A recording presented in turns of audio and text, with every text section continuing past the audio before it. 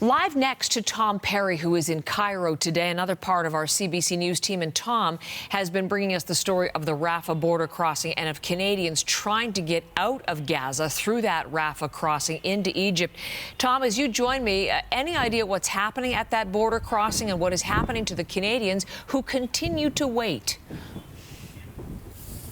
Well, the last we heard, the situation at the Rafah border crossing hasn't really changed. We heard from Global Affairs Canada that the crossing was closed yesterday, Sunday. It was closed on Saturday, and it's still closed this morning. So what we're hearing is that aid shipments are getting across, getting into Gaza, so coming from Egypt into Gaza.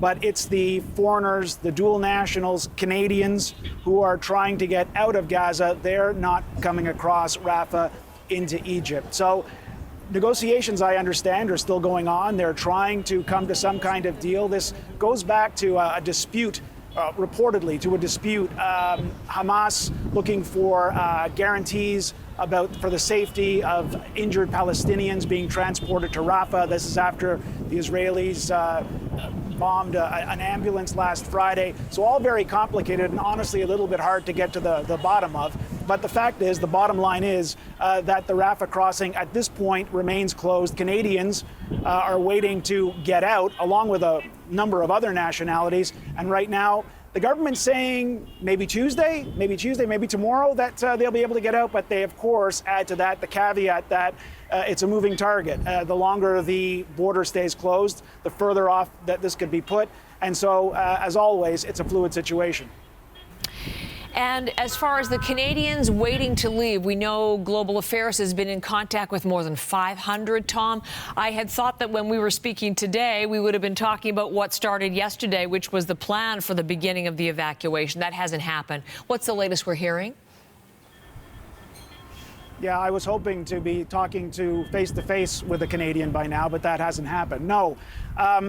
As I said, Global Affairs said last night, maybe Tuesday, and we have, of course, been talking to Canadians stuck in Gaza all through this and hearing their frustrations about just waiting, not knowing. I mean, we've heard about the communication breakdown in Gaza, and as I've been saying, that just adds to the frustration, not knowing, really not knowing.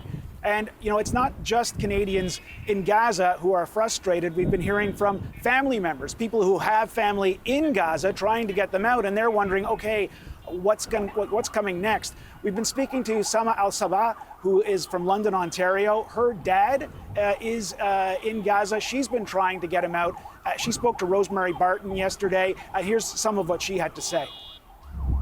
The support we need is not outside of Gaza. The support we need is inside of Gaza. So my father is now left with no means of travel from the north to the west. We are trying different ways. We're talking to different people, trying to see how we're going to get my dad from the north to the west to the south. I mean. So she's talking there about her dad, who's still in the north of Gaza, where it's really bad. Trying to get him down to the south, where a lot of Canadians are, to get him out through Rafah. She's not sure how she can do it. She was asking the Canadian government if they could possibly help, but inside Gaza, it's really hard to know what Canada could do to move a Canadian from the north to the south. So that's just one of the many dilemmas we've been hearing about here from Canadians inside Gaza and their families waiting outside. Again, now it's all a waiting game. It's all a waiting game at this point. We're just trying to see what happens at the Rafah border crossing. Is there a deal? Can they get it reopened? Can they clear the backlog? But that we were supposed to have over 700 people going through before the Canadians. So can they clear that? Get the Canadians moving. Get them home. Maybe by tomorrow. Maybe later. Tom, thank you so much for this conversation. Obviously, much more to come with you as you continue to bring us that part of the story. Appreciate it. Live reporting from Cairo this morning.